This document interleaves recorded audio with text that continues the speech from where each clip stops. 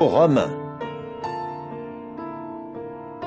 chapitre 1. Paul, esclave de Jésus-Christ et appelé à être apôtre, mis à part pour la bonne nouvelle de Dieu qu'il a promise jadis dans les Saintes Écritures par l'intermédiaire de ses prophètes concernant son Fils qui est issu de la semence de David selon la chair, mais qui, avec puissance, a été déclaré Fils de Dieu selon l'Esprit de sainteté par le moyen de la résurrection d'entre les morts. Oui, Jésus-Christ, notre Seigneur, grâce à qui nous avons reçu faveur imméritée et apostolat, afin qu'il y ait obéissance de la foi parmi toutes les nations à propos de son nom, nations parmi lesquelles vous êtes, vous aussi, ceux qui ont été appelés pour qu'ils appartiennent à Jésus-Christ. À tous ceux qui sont à Rome comme bien-aimés de Dieu, appelés à être saints, à vous, faveur imméritée et paix de la part de Dieu notre Père et du Seigneur Jésus-Christ. Tout d'abord, je rends grâce à mon Dieu par Jésus-Christ au sujet de vous tous, parce qu'on parle de votre foi dans le monde entier. Car Dieu, à qui j'offre un service sacré avec mon esprit pour ce qui est de la bonne nouvelle concernant son Fils, m'est témoin que sans cesse, je fais toujours mention de vous dans mes prières, demandant que maintenant, si toutefois cela est possible, je prospère enfin dans la volonté de Dieu de façon à pouvoir venir chez vous, car je désire ardemment vous voir pour vous communiquer quelques dons spirituels, afin que vous soyez affermis, ou plutôt pour qu'il y ait un échange d'encouragement parmi vous, chacun étant encouragé grâce à la foi de l'autre, la vôtre comme la mienne. Mais je ne veux pas vous laisser ignorer, frères, que bien des fois je me suis proposé de venir chez vous, mais j'en ai été empêché jusqu'à présent, afin d'acquérir quelques fruits parmi vous, aussi comme parmi les autres nations. Je suis débiteur des Grecs et des barbares, des sages et des insensés. Il y a donc chez moi un ardent désir de vous annoncer la bonne nouvelle, à vous aussi qui êtes à Rome, car je n'ai pas honte de la bonne nouvelle. Elle est en effet la puissance de Dieu pour le salut de tout homme qui a foi, du juif d'abord, et aussi du grec, car en elle la justice de Dieu se révèle en raison de la foi, et vers la foi, comme c'est écrit. Mais le juste, par le moyen de la foi, il vivra. Car la colère de Dieu se révèle du ciel contre toute impiété et injustice des hommes qui étouffent la vérité injustement, parce que ce qui peut être connu de Dieu est manifeste chez eux, car Dieu le leur a manifesté, car ses qualités invisibles se voient clairement depuis la création du monde, parce qu'elles sont perçues par les choses faites, oui, sa puissance éternelle et sa divinité, de sorte qu'ils sont inexcusables, parce que bien qu'ils aient connu Dieu, ils ne l'ont pas glorifié comme Dieu et ne l'ont pas non plus remercié, mais ils sont devenus sots dans leur raisonnement, et leur cœur inintelligent s'est obscurci. Bien qu'ils affirment être sages, ils sont devenus fous, et ont changé la gloire du Dieu incorruptible en quelque chose comme l'image de l'homme corruptible, et d'oiseaux et de quadrupèdes, et de bêtes rampantes. C'est pourquoi Dieu les a livrés, selon les désirs de leur cœur, à l'impureté, pour que leur corps soit déshonoré chez eux, oui, ceux qui ont troqué la vérité de Dieu contre le mensonge, et qui ont vénéré la création, lui offrant un service sacré, plutôt que celui qui a créé, lequel est béni pour toujours. Amen. Voilà pourquoi Dieu les a livrés à des désirs sexuels honteux, car leurs femelles ont changé l'usage naturel de leur corps en celui contre nature. Et pareillement, les mâles aussi ont laissé l'usage naturel de la femelle et se sont enflammés dans leur passion les uns pour les autres, mâle avec mâle, faisant ce qui est obscène, et recevant en eux-mêmes le plein salaire que méritait leur égarement. Et comme ils n'ont pas jugé bon de posséder Dieu dans la connaissance exacte, Dieu les a livrés à une mentalité désapprouvée pour faire des choses qui ne conviennent pas, remplis qu'ils étaient de toute injustice, perversité, convoitise, méchanceté, étant pleins d'envie, de meurtre, de querelle, de tromperie, de malignité, étant chuchoteurs, médisants, haïsseurs de Dieu, insolents, orgueilleux, arrogants, inventeurs de choses mauvaises, désobéissant à l'égard de leurs parents, sans intelligence, manquant à leurs engagements, sans affection naturelle, sans pitié. Quoique ceux-là connaissent très bien le juste décret de Dieu que ceux qui pratiquent de telles choses méritent la mort, non seulement ils continuent à les faire, mais encore ils approuvent ceux qui les pratiquent. Chapitre 2. Tu es donc inexcusable, ô homme, qui que tu sois, si tu juges, car sur le point où tu juges un autre, tu te condamnes toi-même, puisque toi, qui juges, tu pratiques les mêmes choses. Or nous savons que le jugement de Dieu est, selon la vérité, contre ceux qui pratiquent de telles choses. Mais t'imagines-tu, ô homme, tandis que tu juges ceux qui pratiquent de telles choses, et qui pourtant les fait, que toi tu échapperas au jugement de Dieu? Ou bien méprises-tu la richesse de sa bonté, de sa patience et de sa longanimité, parce que tu ne sais pas que la bonté de Dieu veut te conduire à la repentance? Mais selon ta dureté et ton cœur qui ne se repent pas, tu amasses pour toi de la colère, au jour de la colère et de la révélation du juste jugement de Dieu, et il rendra à chacun selon ses œuvres, vie éternelle à ceux qui cherchent gloire, honneur et incorruptibilité par de l'endurance dans une œuvre qui est bonne. Cependant, pour ceux qui sont animés d'un esprit de dispute et qui désobéissent à la vérité, mais obéissent à l'injustice, il y aura colère et fureur, tribulation et angoisse sur l'âme de tout homme qui fait le mal, du juif d'abord et aussi du grec, mais gloire, honneur et paix pour tout homme qui fait ce qui est bon, pour le juif d'abord et aussi pour le grec, car il n'y a pas de partialité chez Dieu. Par exemple, tous ceux qui ont péché sans la loi périront aussi sans la loi, mais tous ceux qui ont péché sous la loi seront jugés par la loi. Car ce ne sont pas les auditeurs de la loi qui sont justes devant Dieu, mais les pratiquants de la loi qui seront déclarés justes. Car lorsque des gens des nations qui n'ont pas la loi font naturellement les choses de la loi, ces gens, bien que n'ayant pas la loi, sont une loi pour eux-mêmes. Ce sont ceux-là mêmes qui montrent que le contenu de la loi est écrit dans leur cœur, tandis que leur conscience témoigne avec eux, et que, entre leurs pensées, ils sont accusés ou même excusés. Cela aura lieu au jour où Dieu jugera par Christ Jésus les choses secrètes des humains selon la bonne nouvelle que j'annonce. Si donc, toi, tu portes le nom de juif, si tu te reposes sur la loi et tires fierté de ton Dieu, si tu connais sa volonté et approuves les choses qui sont excellentes parce que tu es oralement instruit dans la loi, et si tu es persuadé que tu es un guide pour les aveugles, une lumière pour ceux qui sont dans les ténèbres, quelqu'un qui reprend les gens déraisonnables, quelqu'un qui enseigne les tout-petits, ayant dans la loi l'armature de la connaissance et de la vérité. Toi, cependant, l'homme qui enseigne quelqu'un d'autre, tu ne t'enseignes pas toi-même. Toi, l'homme qui prêche ne vole pas, tu voles. Toi, l'homme qui dit ne commets pas d'adultère, tu commets l'adultère. Toi, l'homme qui montre son aversion pour les idoles, tu pilles les temples. Toi qui tires fierté de la loi, est-ce que, en transgressant la loi, tu déshonores Dieu? Car le nom de Dieu est blasphémé à cause de vous parmi les nations, comme c'est écrit.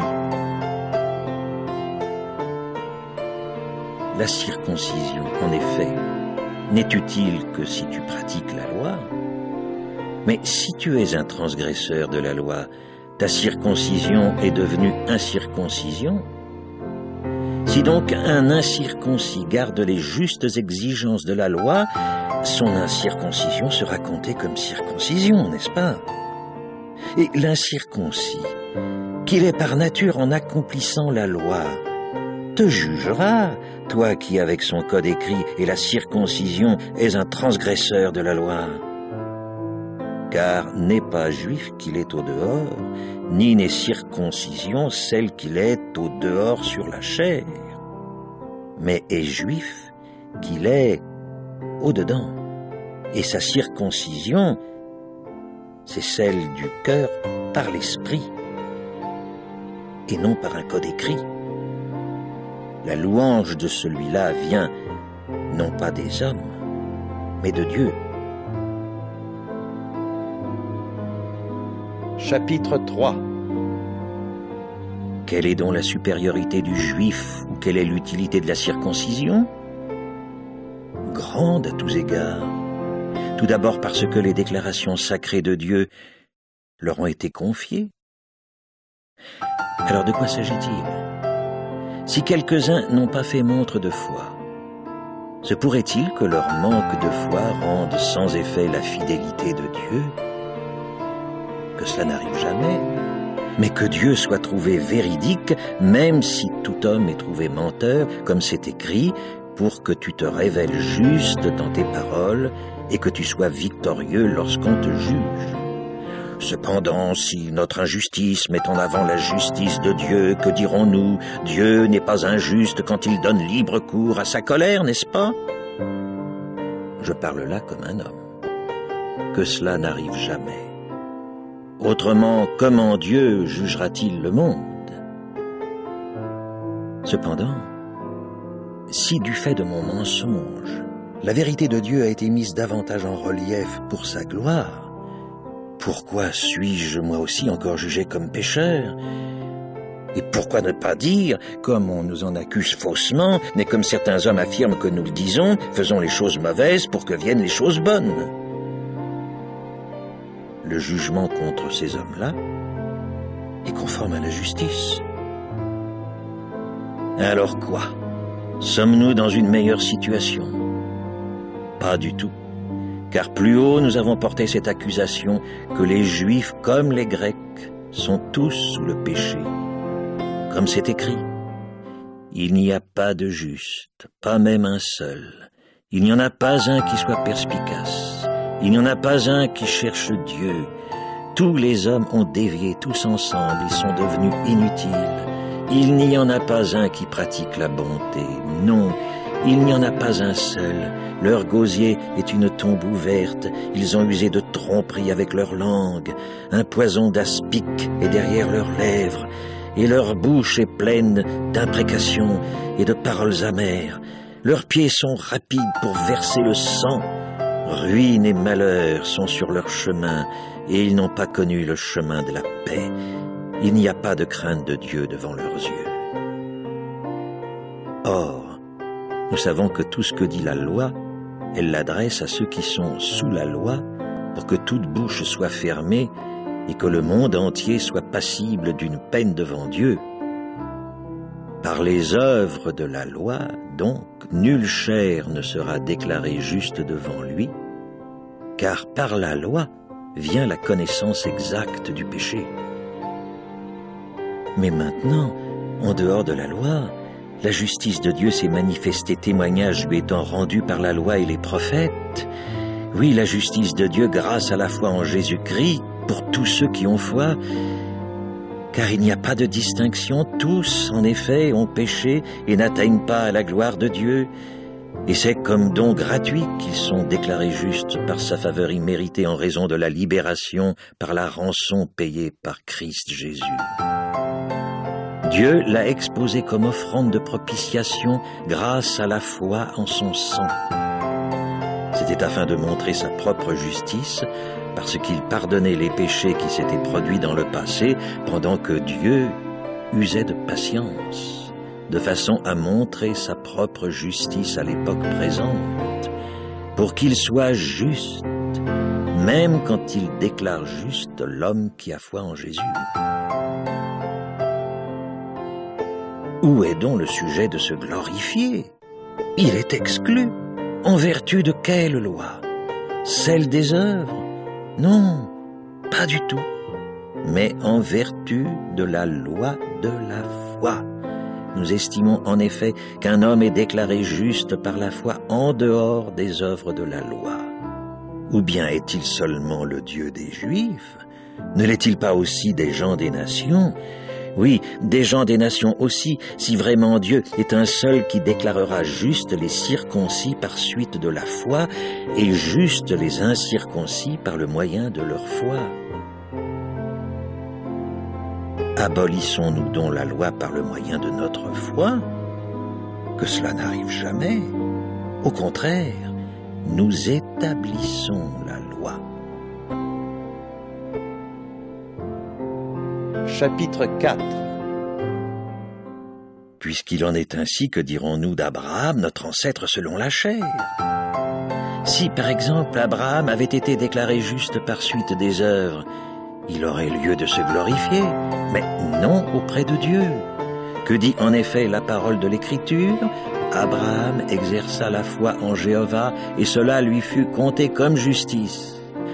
Or, à l'homme qui travaille, le salaire est compté non comme une faveur imméritée, mais comme une dette. Par contre, à l'homme qui ne travaille pas, mais a foi en celui qui déclare juste l'impie, sa foi est comptée comme justice. Tout comme David aussi parle du bonheur de l'homme à qui Dieu compte la justice en dehors des œuvres. Heureux ceux dont les actions illégales ont été pardonnées et dont les péchés ont été couverts. Heureux l'homme du péché de qui Jéhovah ne tiendra aucun compte. Ce bonheur, donc, vient-il sur les circoncis ou bien aussi sur les incirconcis? Car nous disons, sa foi fut comptée à Abraham comme justice. Dans quelles circonstances donc a-t-elle été comptée? Quand il était dans la circoncision ou bien dans l'incirconcision? Non pas dans la circoncision, mais dans l'incirconcision. Et il a reçu un signe, à savoir la circoncision comme sceau de la justice par la foi qu'il avait alors qu'il était dans son état d'incirconcision, pour qu'il soit le père de tous ceux qui ont foi alors qu'ils sont dans l'incirconcision, afin que la justice leur soit comptée, et père de descendants circoncis, non seulement pour ceux qui sont attachés à la circoncision, mais aussi pour ceux qui marchent de manière ordonnée sur les traces de la foi qu'avait alors qu'il était dans l'état d'incirconcision notre père Abraham. Car ce n'est pas grâce à la loi qu'Abraham, ou sa semence, a reçu la promesse qu'il serait héritier d'un monde, mais c'est grâce à la justice par la foi. Car si ceux qui sont attachés à la loi sont héritiers, la foi a été rendue inutile et la promesse a été abolie. En fait, la loi produit la colère, mais là où il n'y a pas de loi, il n'y a pas non plus de transgression. Voilà pourquoi ce fut par suite de la foi, pour que ce soit selon la faveur imméritée, afin que la promesse soit assurée à toute sa semence, non seulement à celle qui est attachée à la loi, mais encore à celle qui est attachée à la foi d'Abraham. Il est le père de nous tous, comme c'est écrit, « Je t'ai établi père de beaucoup de nations ». Cela eut lieu en présence de celui en qui il avait foi, c'est-à-dire de Dieu, qui rend la vie aux morts et qui appelle les choses qui ne sont pas comme si elles étaient. Bien que hors de l'espérance, mais s'appuyant cependant sur l'espérance, il eut foi pour qu'il devienne le père de beaucoup de nations, selon ce qui avait été dit, ainsi sera ta semence. Et bien qu'il ne faiblit pas dans la foi, il considéra son propre corps à ce moment-là déjà atteint par la mort, puisqu'il avait environ 100 ans, ainsi que l'état de mort de la matrice de Sarah, mais à cause de la promesse de Dieu. Il n'hésita pas par manque de foi, mais il devint puissant par sa foi, donnant gloire à Dieu et étant pleinement convaincu que ce qu'il avait promis, il était capable aussi de le faire. C'est pourquoi cela lui fut compté comme justice. Cependant, ce n'est pas pour lui seulement qu'il a été écrit « cela lui fut compté », mais aussi pour nous, à qui cela doit être compté, parce que nous croyons à celui qui a relevé d'entre les morts Jésus notre Seigneur. Il a été livré pour nos fautes et a été relevé pour qu'on nous déclare justes. Chapitre 5. Maintenant donc que nous avons été déclarés justes, par suite de la foi, jouissons de la paix avec Dieu par notre Seigneur Jésus-Christ, grâce à qui nous avons eu aussi accès par la foi à cette faveur imméritée dans laquelle nous nous tenons maintenant, et glorifions-nous, nous appuyons sur l'espérance de la gloire de Dieu, et non seulement cela, mais glorifions-nous alors que nous sommes dans les tribulations, puisque nous savons que la tribulation produit l'endurance, et l'endurance la condition d'homme approuvé, et la condition d'homme approuvé l'espérance, et l'espérance ne déçoit pas, parce que l'amour de Dieu a été répandu dans nos cœurs grâce à l'Esprit Saint qui nous a été donné. En effet, Christ, alors que nous étions encore faibles, est mort pour des impies au temps fixé. À peine, en effet, quelqu'un mourra-t-il pour un juste. Oui, pour l'homme qui est bon, peut-être, quelqu'un ose même mourir. Mais Dieu nous recommande son propre amour en ce que, alors que nous étions encore pécheurs, Christ est mort pour nous. Bien plus donc, puisque nous avons été déclarés justes maintenant par son sang, serons-nous sauvés grâce à lui de la colère? Car si, lorsque nous étions ennemis, nous nous sommes réconciliés avec Dieu grâce à la mort de son Fils, bien plus maintenant que nous nous sommes réconciliés, serons-nous sauvés par sa vie. Et non seulement cela, mais nous nous glorifions aussi en Dieu par notre Seigneur Jésus-Christ, grâce à qui nous avons maintenant reçu la réconciliation. Voilà pourquoi, de même que par un seul homme le péché est entré dans le monde, et par le péché la mort, et qu'ainsi la mort s'est étendue à tous les hommes, parce que tous avaient péché, car jusqu'à la loi le péché était dans le monde. Mais le péché n'est porté au compte de personne quand il n'y a pas de loi. Toutefois, la mort a régné depuis Adam jusqu'à Moïse, même sur ceux qui n'avaient pas péché selon la ressemblance de la transgression d'Adam, lequel est comparable à celui qui devait venir. Mais il n'en est pas du don comme de la faute. Car si par la faute d'un seul homme beaucoup sont morts, la faveur imméritée de Dieu et son don gratuit avec la faveur imméritée par le seul homme Jésus-Christ ont abondé bien plus, pour beaucoup. En outre, il n'en est pas du don gratuit comme de la façon dont les choses se sont passées du fait de ce seul homme qui a péché. Car le jugement à partir d'une seule faute a eu pour résultat la condamnation. Mais le don à partir de beaucoup de fautes a eu pour résultat une déclaration de justice.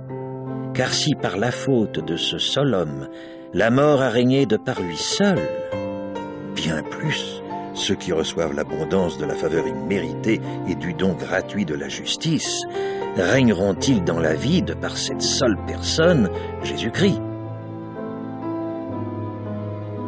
Ainsi donc, de même que par une seule faute, le résultat pour des hommes de toutes sortes ce fut la condamnation, de même aussi, par un seul acte de justification, le résultat pour des hommes de toutes sortes, c'est qu'on les déclare justes pour la vie. Car, de même que par la désobéissance de ce seul homme, beaucoup ont été constitués pécheurs, de même aussi par l'obéissance de cette seule personne, beaucoup seront constitués justes. Or, la loi est venue prendre place à côté afin que la faute abonde. Mais là où le péché a abondé, la faveur imméritée a abondé encore plus. Dans quel but? Pour que, de même que le péché a régné avec la mort, De même aussi, la faveur imméritée règne par la justice pour la vie éternelle par Jésus-Christ notre Seigneur. Chapitre 6. Que dirons-nous donc? Resterons-nous dans le péché pour que la faveur imméritée abonde? Que cela n'arrive jamais, puisque nous sommes morts par rapport au péché. Comment continuerons-nous à vivre encore en lui? Ou bien ne savez-vous pas que nous tous, qui avons été baptisés dans Christ Jésus, nous avons été baptisés dans sa mort? Nous avons donc été enterrés avec lui par notre baptême dans sa mort, afin que de même que Christ a été relevé d'entre les morts par la gloire du Père, de même, nous aussi, nous marchions en nouveauté de vie. Car si nous nous sommes unis à lui dans la ressemblance de sa mort, à coup sûr, nous serons aussi unis à lui dans la ressemblance de sa résurrection, parce que nous savons que notre vieille personnalité a été attachée avec lui sur le poteau pour que notre corps pécheur devienne inactif, pour que nous ne continuions plus d'être esclaves du péché, car celui qui est mort a été acquitté de son péché. De plus, si nous sommes morts avec Christ, nous croyons que nous vivrons aussi avec lui, car nous savons que Christ, maintenant qu'il a été relevé d'entre les morts, ne meurt plus.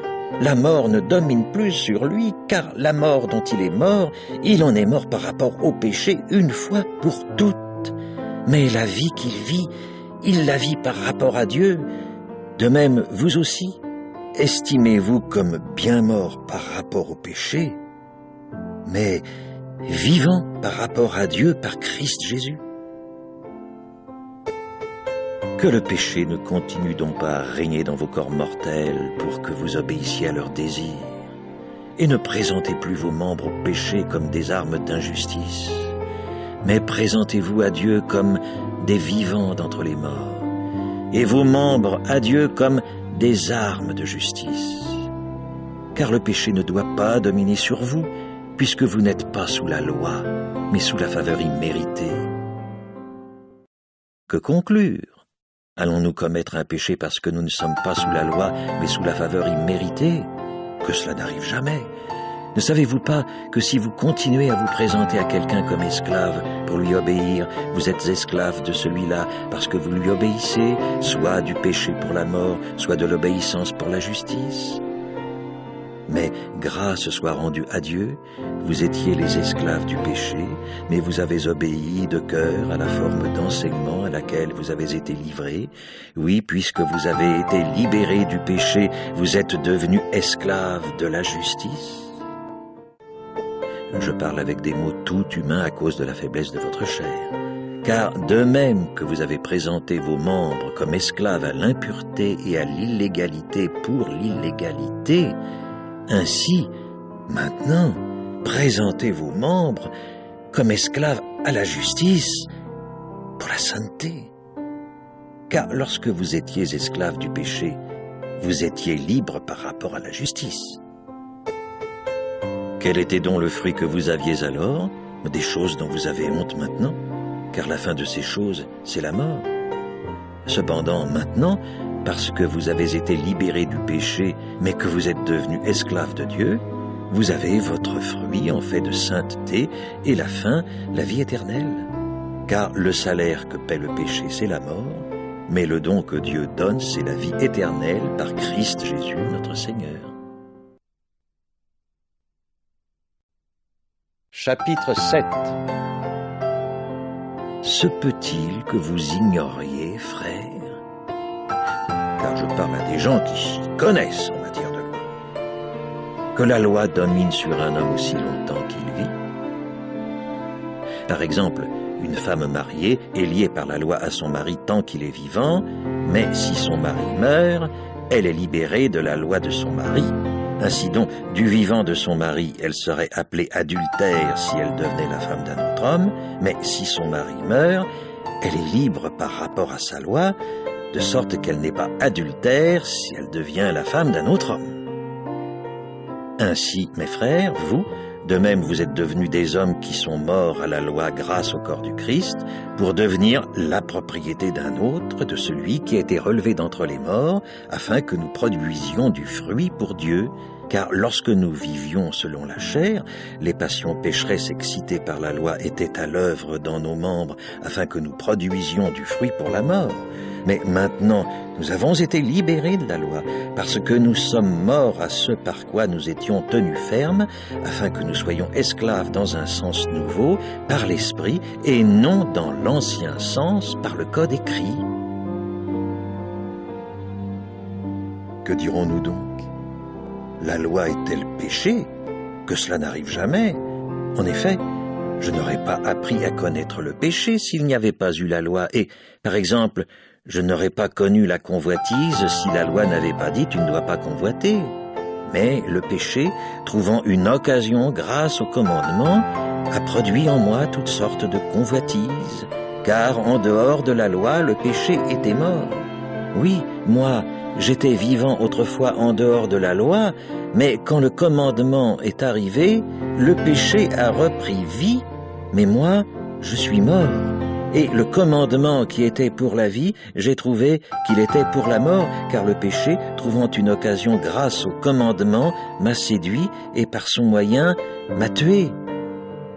La loi, elle, est donc sainte, et le commandement est saint et juste et bon.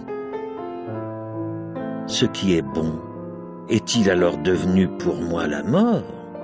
Que cela n'arrive jamais. Mais c'est le péché, afin qu'il soit manifesté comme péché produisant pour moi la mort par le moyen de ce qui est bon, afin que le péché devienne bien plus pécheur par le moyen du commandement. Car nous savons que la loi est spirituelle, mais moi je suis charnel, vendu sous le péché, car ce que j'accomplis, je ne le sais pas, car ce que je veux, je ne le pratique pas. Mais ce que je hais, c'est ce que je fais. Cependant, si ce que je ne veux pas, c'est ce que je fais, je reconnais que la loi est excellente. Mais maintenant, ce n'est plus moi qui l'accomplis, mais le péché qui réside en moi, car je sais qu'en moi, c'est-à-dire dans ma chair, il n'habite rien de bon, car la faculté de vouloir est présente chez moi, mais la faculté d'accomplir ce qui est excellent n'est pas présente. Car le bien que je veux, je ne le fais pas, mais le mal que je ne veux pas, c'est ce que je pratique. Si donc ce que je ne veux pas, c'est ce que je fais, ce n'est plus moi qui l'accomplis, mais le péché qui réside en moi. Je trouve donc cette loi dans mon cas. Quand je veux faire ce qui est juste, ce qui est mauvais est présent chez moi. Je prends en effet plaisir à la loi de Dieu selon l'homme que je suis intérieurement, mais je vois dans mes membres une autre loi qui fait la guerre contre la loi de mon intelligence et qui m'emmène captif vers la loi du péché qui est dans mes membres. Homme misérable que je suis, qui me délivrera du corps voué à cette mort? Grâce soit rendue à Dieu par Jésus-Christ notre Seigneur. Ainsi donc, par mon intelligence, moi je suis esclave de la loi de Dieu, mais par ma chair, je suis esclave de la loi du péché. Chapitre 8. Ceux donc qui sont en union avec Christ Jésus n'ont pas de condamnation.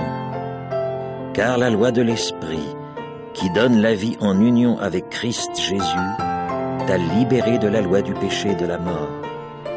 Car, comme il y avait une impuissance du côté de la loi pendant qu'elle était faible du fait de la chair, Dieu, en envoyant son propre Fils dans la ressemblance de la chair pécheresse et à propos du péché, a condamné le péché dans la chair, pour que la juste exigence de la loi soit accomplie en nous qui marchons non pas selon la chair, mais selon l'esprit. En effet, ceux qui vivent selon la chair pensent aux choses de la chair, mais ceux qui vivent selon l'esprit, aux choses de l'esprit. Penser à la chair, en effet, signifie la mort, Mais penser à l'esprit signifie vie et paix, parce que penser à la chair signifie inimitié contre Dieu, car elle n'est pas soumise à la loi de Dieu, et même elle ne peut pas l'être. Ceux donc qui vivent selon la chair ne peuvent plaire à Dieu. Cependant, vous vivez non pas selon la chair, mais selon l'esprit, si vraiment l'esprit de Dieu habite en vous. Mais si quelqu'un n'a pas l'esprit de Christ, celui-là ne lui appartient pas. Mais si Christ est en union avec vous, le corps est bien mort à cause du péché, mais l'esprit est vie à cause de la justice. Si donc l'esprit de celui qui a relevé Jésus d'entre les morts habite en vous, celui qui a relevé Christ Jésus d'entre les morts rendra aussi la vie à vos corps mortels grâce à son esprit qui réside en vous. Ainsi donc, frères, nous sommes tenus, mais non envers la chair pour vivre selon la chair, car si vous vivez selon la chair, vous mourrez à coup sûr, mais si par l'esprit vous faites mourir les pratiques du corps, vous vivrez. Car tous ceux qui sont conduits par l'Esprit de Dieu, ceux-là sont fils de Dieu. Car vous n'avez pas reçu un esprit d'esclavage, inspirant de nouveau la crainte, mais vous avez reçu un esprit d'adoption comme fils, par lequel nous crions « Abba, Père ». L'Esprit lui-même témoigne, avec notre esprit, que nous sommes enfants de Dieu. Si donc nous sommes enfants, nous sommes aussi héritiers. Oui, héritiers de Dieu, mais co-héritiers de Christ, pourvu que nous souffrions avec lui pour être aussi glorifiés avec lui. Aussi, j'estime que les souffrances de l'époque présente ne pèsent rien en comparaison de la gloire qui va être révélée en nous. Car l'attente impatiente de la création attend la révélation des fils de Dieu, car la création a été soumise à la futilité, non de son propre gré, mais à cause de celui qui l'a soumise, en raison de l'espérance que la création, elle aussi, sera libérée de l'esclavage de la corruption et aura la liberté glorieuse des enfants de Dieu. Car nous savons que, jusqu'à maintenant, toute la création ne cesse de gémir ensemble et de souffrir ensemble. Et non seulement cela, mais nous aussi, qui avons les prémices, à savoir l'esprit, oui, nous gémissons en nous-mêmes, tandis que nous attendons ardemment d'être adoptés comme fils, d'être libérés de notre corps par rançon, car nous avons été sauvés dans cette espérance. Mais une espérance qu'on voit n'est pas une espérance, car lorsqu'un homme voit quelque chose, l'espère-t-il? Mais si nous espérons ce que nous ne voyons pas, nous continuons à l'attendre avec endurance. Pareillement, l'esprit aussi vient en aide à notre faiblesse, car le problème, le voici. Ce pourquoi nous devons prier comme nous en avons besoin, nous ne le savons pas, mais l'Esprit lui-même sollicite pour nous avec des gémissements qui n'ont pas été exprimés. Cependant, celui qui scrute les cœurs sait quelle est l'intention de l'Esprit, parce que c'est selon Dieu qu'il sollicite pour des saints. Or, nous savons que Dieu fait coopérer toutes ses œuvres pour le bien de ceux qui aiment Dieu, ceux qui sont les appelés selon son dessein, parce que ceux qu'il a reconnus en premier lieu, il les a aussi destinés d'avance à être modelés d'après l'image de son Fils, pour qu'il soit le premier-né parmi beaucoup de frères. De plus, ceux qu'il a destinés d'avance, ce sont ceux qu'il a aussi appelés. Et ceux qu'il a appelés, ce sont ceux qu'il a aussi déclarés justes. Enfin, ceux qu'il a déclarés justes, ce sont ceux qu'il a aussi glorifiés. Que dirons-nous donc à ces choses? Si Dieu est pour nous, qui sera contre nous? Lui qui n'a même pas épargné son propre Fils, mais l'a livré pour nous tous, pourquoi avec lui ne nous donnera-t-il pas aussi volontiers toutes les autres choses? Qui portera une accusation contre ceux que Dieu a choisis? Dieu est celui qui les déclare justes. Qui est celui qui condamnera? Christ Jésus est celui qui est mort, oui, plutôt celui qui a été relevé d'entre les morts, qui est à la droite de Dieu, qui sollicite aussi pour nous. Qui nous séparera de l'amour du Christ? La tribulation, ou l'angoisse, ou la persécution, ou la faim, ou la nudité, ou le danger, ou l'épée? Comme c'est écrit, à cause de toi, nous sommes mis à mort tout au long du jour. Oui, on nous regarde comme des moutons destinés à l'abattage.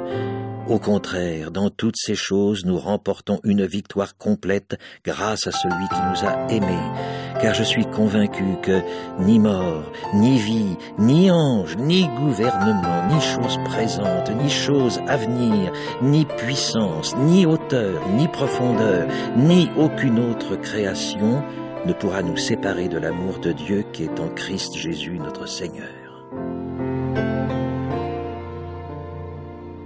Chapitre 9. Je dis la vérité en Christ. Je ne mens pas puisque ma conscience témoigne avec moi dans l'Esprit Saint. J'ai une grande tristesse et une douleur incessante dans mon cœur, car je souhaiterais être moi-même séparé comme maudit du Christ pour mes frères, mes parents selon la chair, qui à ce titre sont israélites, à qui appartiennent l'adoption comme fils et la gloire et les alliances et le don de la loi et le service sacré et les promesses, à qui appartiennent les ancêtres et de qui le Christ est issu selon la chair. Dieu qui est au-dessus de tout soit béni pour toujours. Amen. Cependant, ce n'est pas comme si la parole de Dieu avait échoué, car ce ne sont pas tous ceux qui sont issus d'Israël qui sont véritablement Israël. Ce n'est pas non plus parce qu'ils sont la semence d'Abraham qu'ils sont tous des enfants, mais ce qui sera appelé ta semence viendra par Isaac, c'est-à-dire les enfants de la chair ne sont pas véritablement les enfants de Dieu, mais les enfants de la promesse sont comptés comme semences, car voici la parole de promesse. À cette époque-ci, je viendrai et Sarah aura un fils.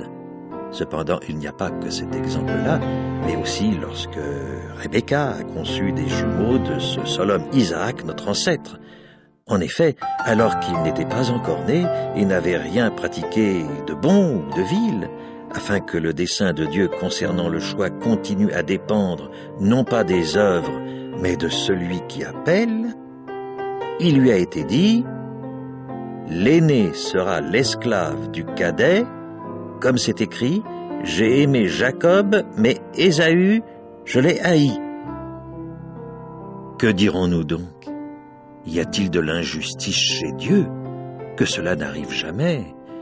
Car il dit à Moïse, « J'aurai pitié de qui j'ai pitié et j'aurai compassion de qui j'ai compassion. » Ainsi donc, cela dépend non pas de celui qui veut, ni de celui qui court, mais de Dieu qui a pitié.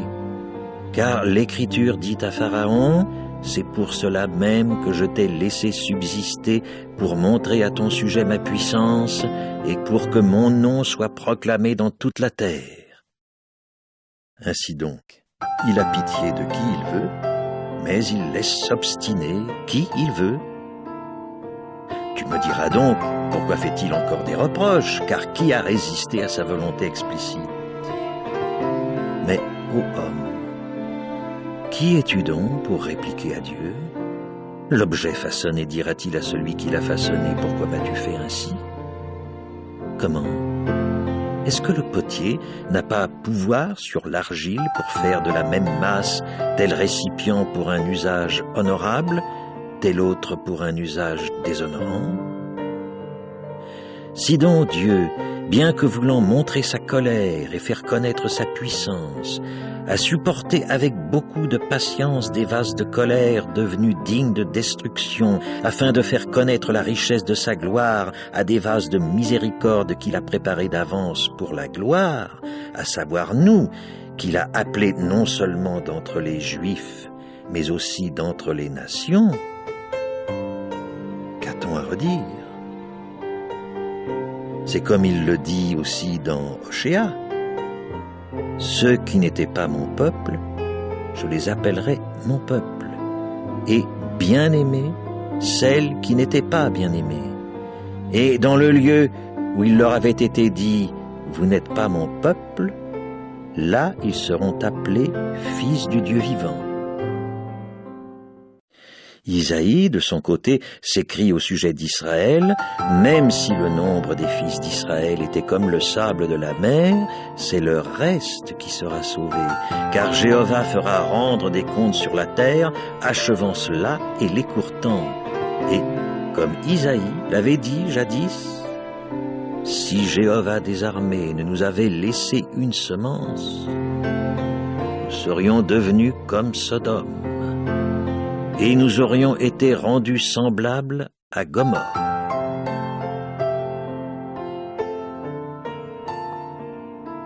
Que dirons-nous donc?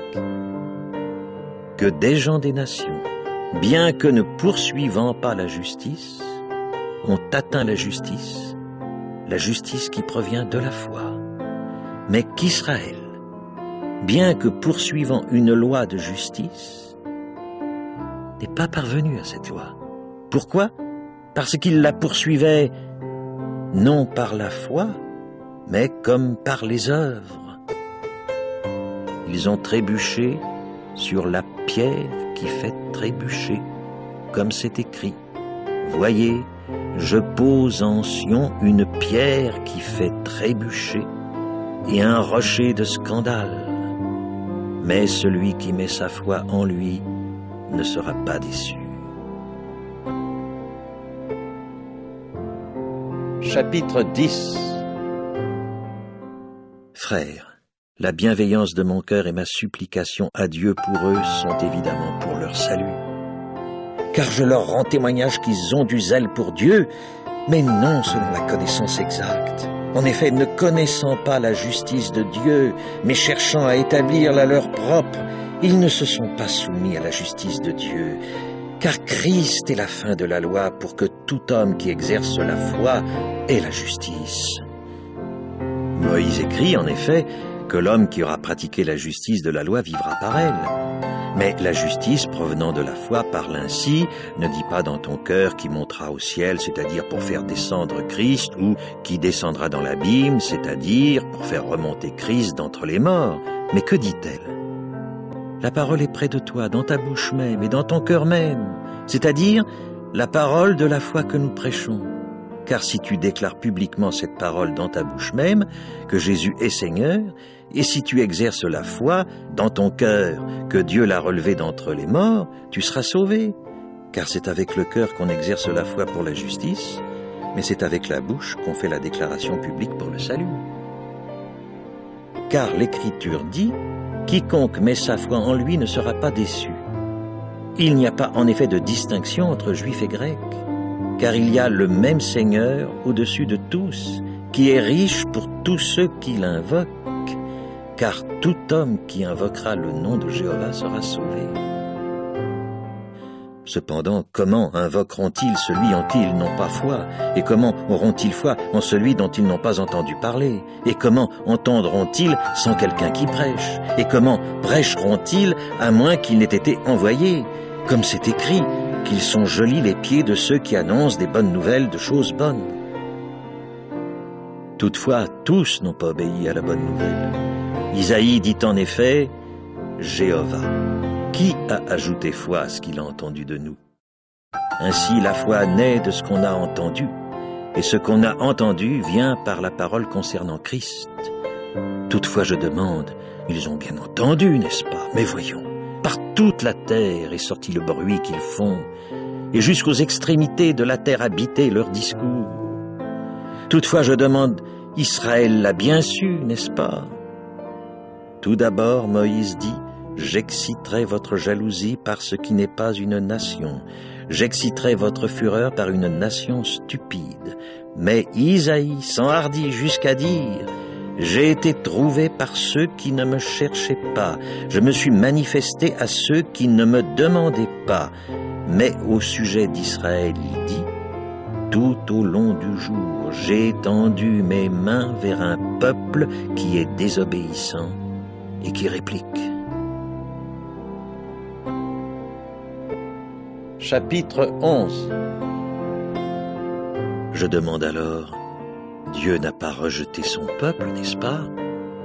Que cela n'arrive jamais, car moi aussi je suis un Israélite, de la semence d'Abraham, de la tribu de Benjamin. Dieu n'a pas rejeté son peuple qu'il a reconnu en premier lieu. Voyons, ne savez-vous pas ce que dit l'Écriture à propos d'Élia quand il sollicite Dieu contre Israël? Jéhovah, ils ont tué tes prophètes, ils ont renversé tes autels, et moi seul je suis resté, et ils cherchent mon âme. Pourtant, que lui dit la déclaration divine? J'ai laissé pour moi 7000 hommes, des hommes qui n'ont pas plié le genou devant Baal. De cette manière donc, à l'époque présente aussi, il s'est trouvé un reste selon un choix en raison de la faveur imméritée. Or, si c'est par faveur imméritée, ce n'est plus en raison des œuvres. Autrement, la faveur imméritée n'est plus faveur imméritée. Quoi donc?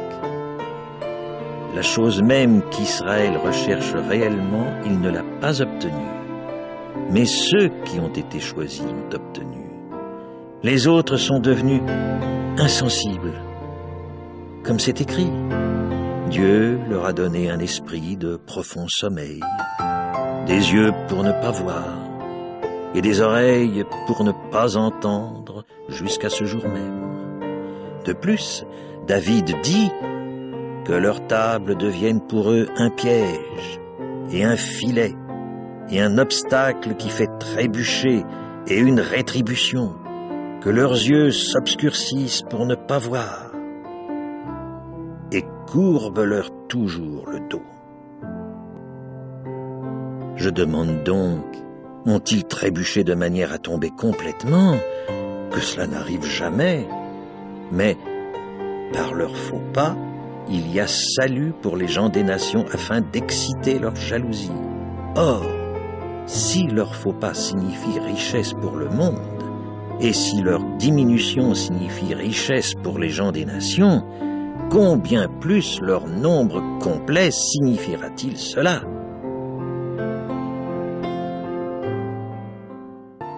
Je m'adresse maintenant à vous, qui êtes des gens des nations. Puisque je suis vraiment apôtre des nations, je glorifie mon ministère si je peux, de quelque manière, exciter la jalousie de ceux qui sont ma propre chair et sauver quelques-uns d'entre eux. Car si leur rejet signifie réconciliation pour le monde, que signifiera leur admission sinon la vie d'entre les morts? De plus, si la part qu'on prélève comme prémisse est sainte, la masse l'est aussi, et si la racine est sainte, les branches le sont aussi. Cependant, si quelques-unes des branches ont été arrachées, mais si toi, bien qu'étant un olivier sauvage, tu as été greffé parmi elles, et si tu es devenu participant de la racine de graisse de l'olivier, ne te glorifie pas aux dépens des branches. Si toutefois tu te glorifies à leurs dépens, ce n'est pas toi qui portes la racine, mais c'est la racine qui te porte. Tu diras alors, des branches ont été arrachées pour que moi je sois greffé, c'est exact. C'est pour leur manque de foi qu'elles ont été arrachées. Mais toi, tu es debout par la foi. Cesse d'avoir des pensées hautaines, mais sois dans la crainte, car si Dieu n'a pas épargné les branches naturelles, il ne t'épargnera pas non plus.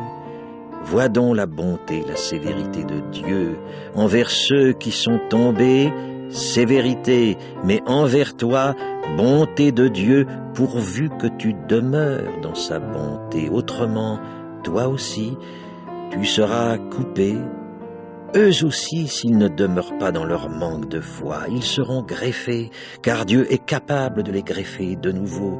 Si toi, en effet, tu as été coupé de l'olivier qui est sauvage par nature, et si tu as été greffé contre nature sur l'olivier cultivé, combien plutôt ceux-ci, les rameaux naturels, seront-ils greffés sur leur propre olivier? Car je ne veux pas, frères, que vous ignoriez ce saint secret, afin que vous ne soyez pas avisés à vos propres yeux, c'est qu'un endurcissement est arrivé en partie à Israël jusqu'à ce que le nombre complet des gens des nations soit entré, et de cette façon tout Israël sera sauvé. Comme c'est écrit, le libérateur viendra de Sion et détournera de Jacob les pratiques impies. Et c'est là l'alliance de ma part avec eux lorsque j'enlèverai leurs péchés. Par rapport à la bonne nouvelle, c'est vrai, ils sont ennemis à cause de vous. Mais par rapport au choix divin, ils sont bien-aimés à cause de leurs ancêtres.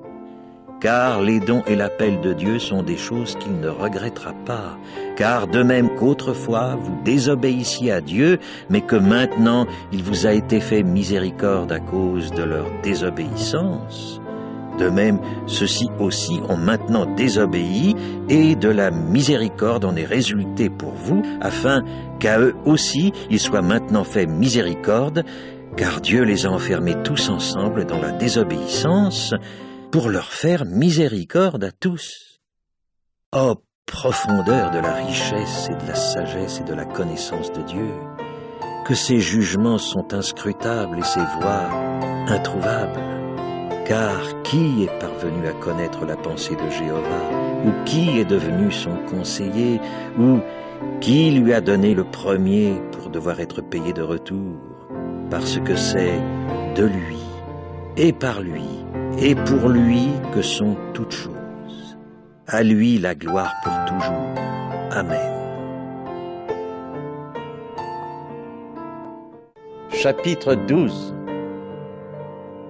Je vous supplie donc, frères, par les compassions de Dieu, de présenter vos corps comme un sacrifice vivant, saint, agréable à Dieu, un service sacré avec votre raison, et cessez de vous conformer à ce système de choses-ci, mais transformez-vous en renouvelant votre intelligence pour pouvoir éprouver personnellement ce qu'est la volonté de Dieu, bonne, agréable et parfaite.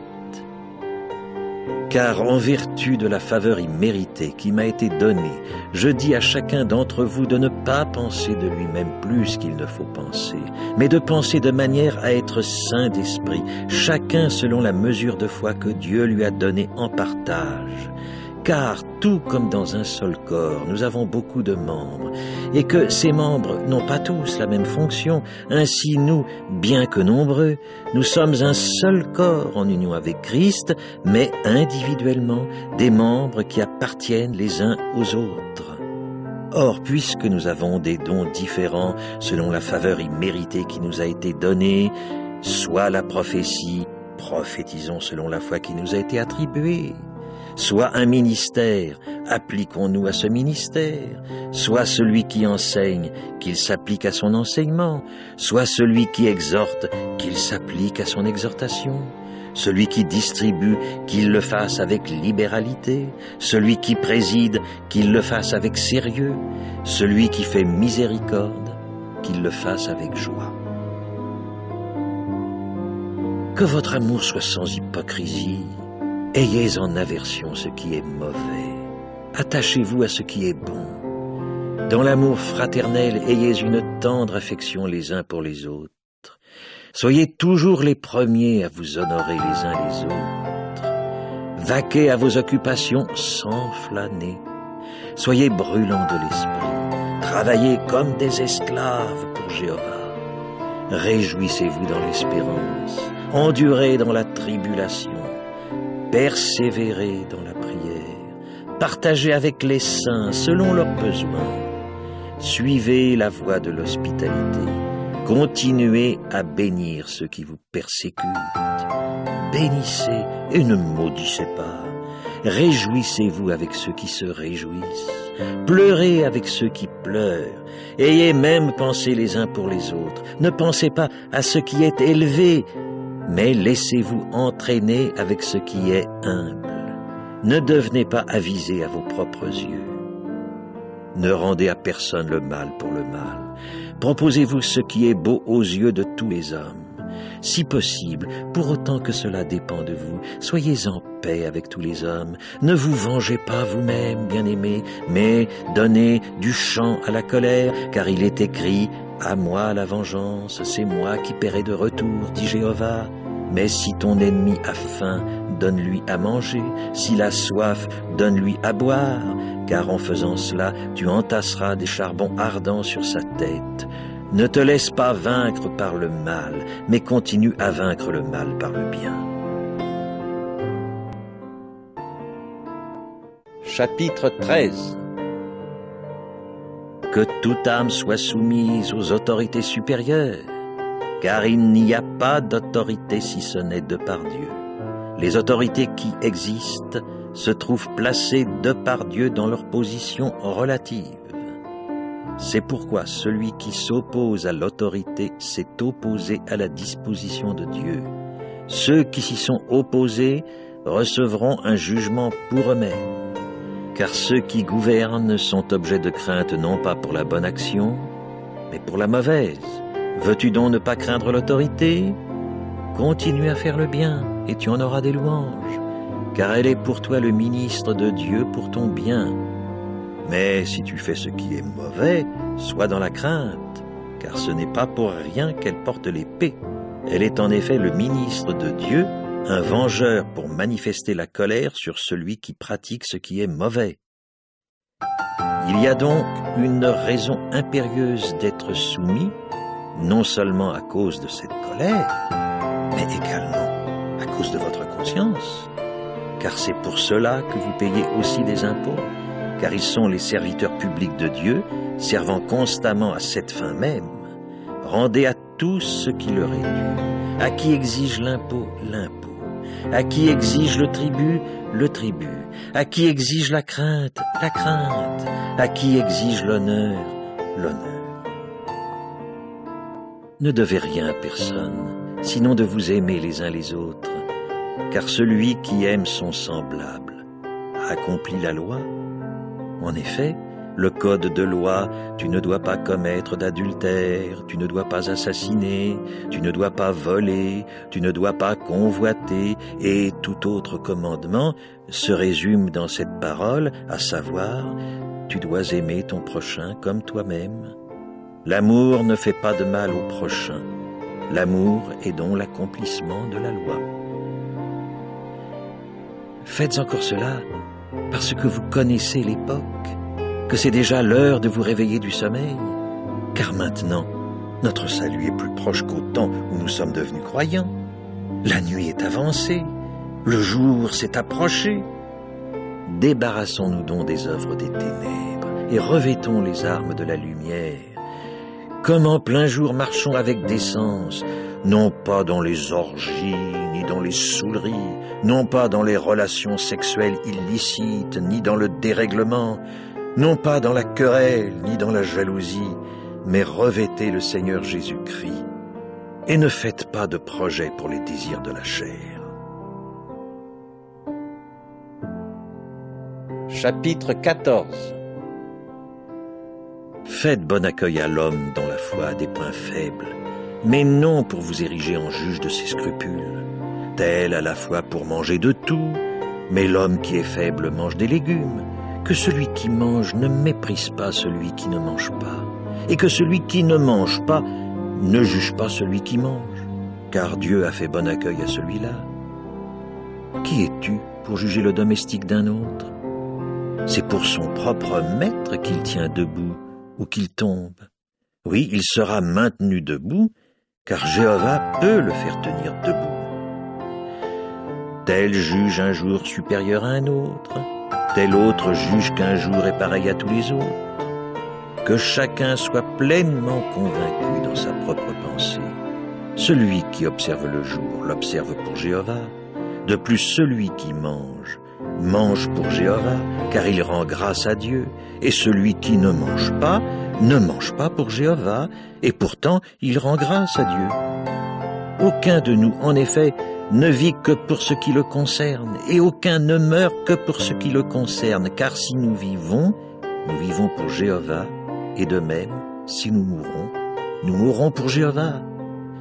Donc, si nous vivons, et de même, si nous mourons, nous appartenons à Jéhovah. Car c'est pour cela que Christ est mort et a repris vie pour être Seigneur, et sur les morts, et sur les vivants. Mais pourquoi juges-tu ton frère? Ou bien pourquoi méprises-tu ton frère?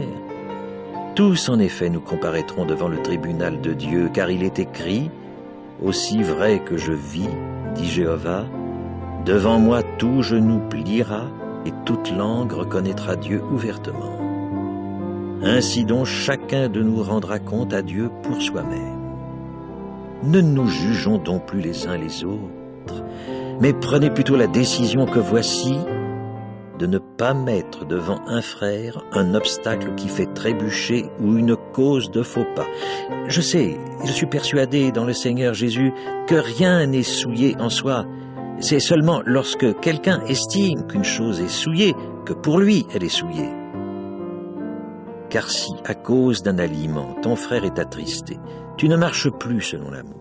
Ne cause pas, par ton aliment, la perte de celui pour qui Christ est mort. Ne permettez donc pas qu'on parle à vos dépens du bien que vous faites. Car le royaume de Dieu ne signifie pas manger et boire, mais il signifie justice, paix et joie avec de l'Esprit Saint. Celui en effet qui, à cet égard, travaille comme un esclave pour Christ, est agréable à Dieu et approuvé des hommes. Ainsi donc, poursuivons les choses qui favorisent la paix et celles qui sont constructives les uns pour les autres. Cesse de démolir l'œuvre de Dieu à cause d'un aliment. Toutes choses, c'est vrai, sont pures, mais il y a préjudice pour l'homme qui mange avec occasion de trébucher. C'est bien de ne pas manger de viande, ou de ne pas boire de vin, ou de ne rien faire sur quoi ton frère trébuche. Cette foi que tu as, garde-la pour toi-même en présence de Dieu. Heureux l'homme qui ne se met pas en jugement par ce qu'il approuve. Mais s'il a des doutes, il est déjà condamné s'il mange, parce qu'il ne mange pas par foi. Oui, tout ce qui n'est pas fait par foi est péché. Chapitre 15. Mais nous, les forts, nous devons porter les faiblesses de ceux qui ne sont pas forts, et non nous plaire à nous-mêmes. Que chacun de nous plaise à son prochain dans ce qui est bon pour le bâtir. Car même le Christ ne s'est pas plu à lui-même, mais comme c'est écrit, les outrages de ceux qui t'outrageaient sont tombés sur moi. Car toutes les choses qui ont été écrites jadis ont été écrites pour notre instruction afin que, grâce à notre endurance et à la consolation des Écritures, nous ayons l'espérance. Or, que le Dieu qui donne l'endurance et la consolation vous accorde d'avoir entre vous la même attitude mentale qu'avec Christ Jésus, pour que d'un commun accord, vous glorifiez d'une seule bouche le Dieu et Père de notre Seigneur Jésus-Christ.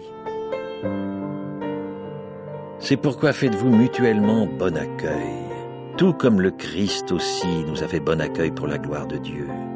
Car je dis que Christ est réellement devenu ministre des circoncis pour la véracité de Dieu, afin de confirmer les promesses qu'il a faites à leurs ancêtres, et pour que les nations glorifient Dieu pour sa miséricorde. Comme c'est écrit, c'est pourquoi je veux te reconnaître ouvertement parmi les nations. Et pour ton nom, je veux exécuter des mélodies. Et il dit encore, réjouissez-vous, nations, avec son peuple. Et encore, louez Jéhovah, vous toutes nations, et que tous les peuples le louent. Et Isaïe dit encore, il y aura la racine de Jessé, et il y en aura un qui se lèvera pour gouverner les nations. C'est en lui que les nations mettront leur espérance. Que le Dieu qui donne l'espérance vous remplisse de toute joie et paix parce que vous croyez, pour que vous abondiez en espérance par la puissance de l'Esprit Saint.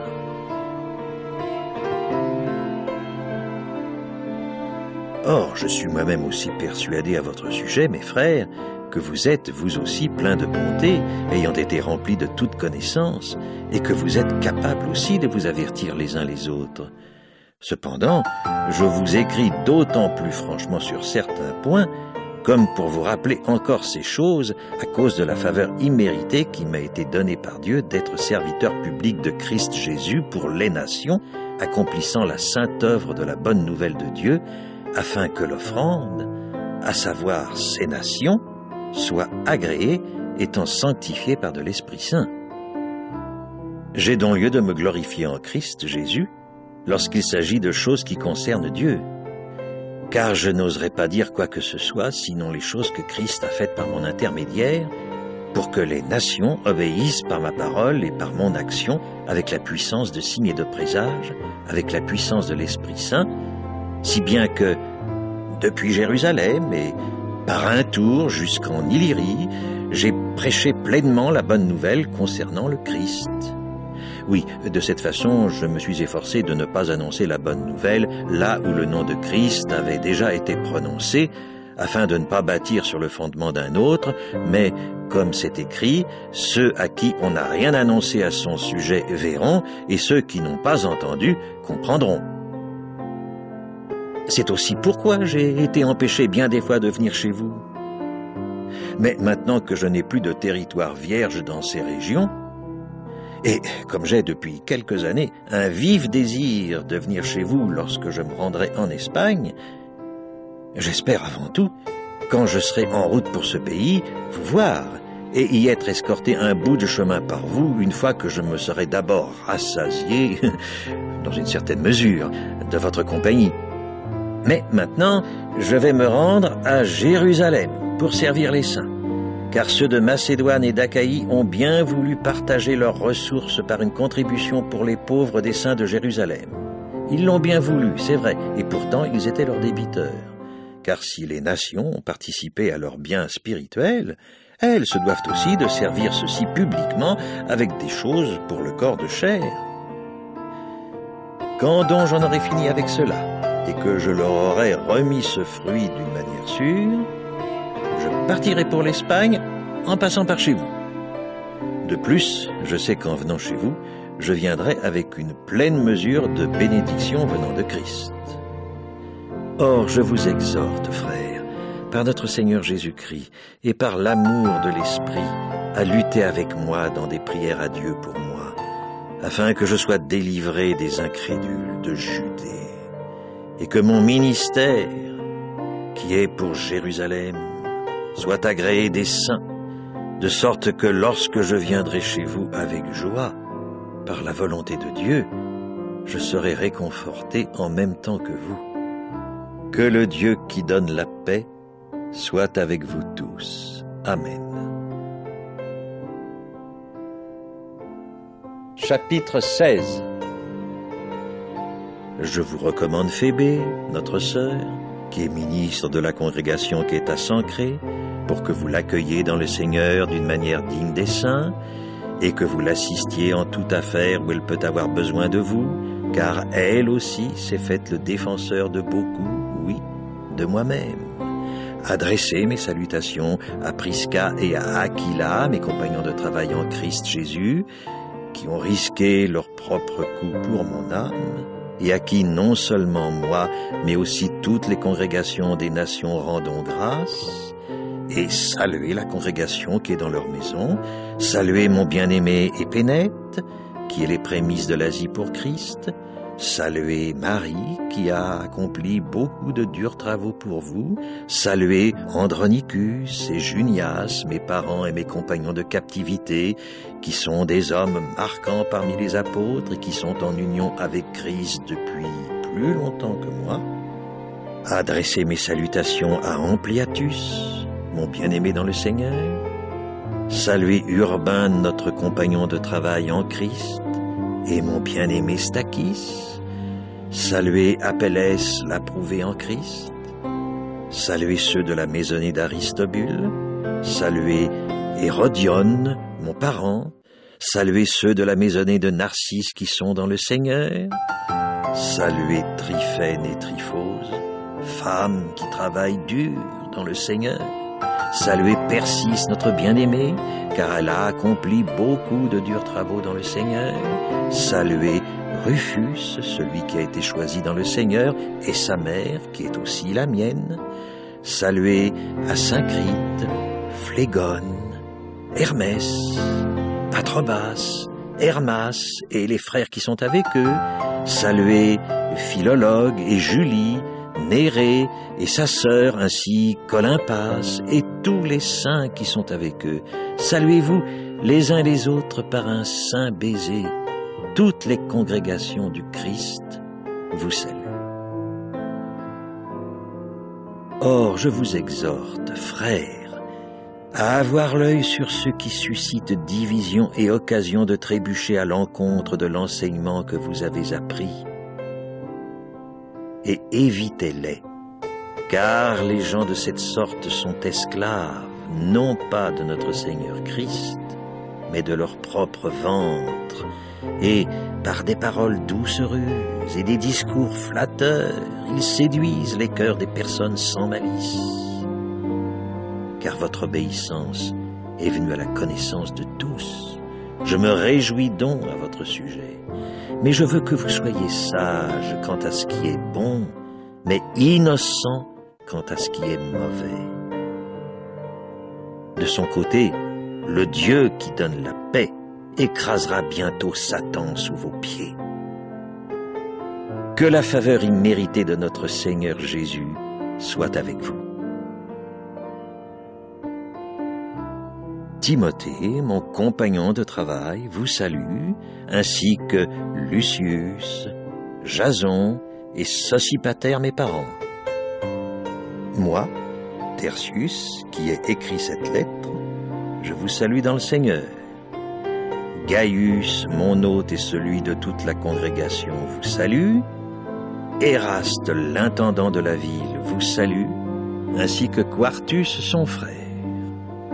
Or, à celui qui peut vous affermir selon la bonne nouvelle que j'annonce et la prédication de Jésus-Christ selon la révélation du saint secret, qui a été gardé dans le silence durant des temps de longue durée, mais qui a été manifesté maintenant et qu'on a fait connaître par le moyen des Écritures prophétiques parmi toutes les nations selon l'ordre du Dieu éternel pour favoriser l'obéissance de la foi. À Dieu, seul sage, soit la gloire par Jésus-Christ pour toujours. Amen.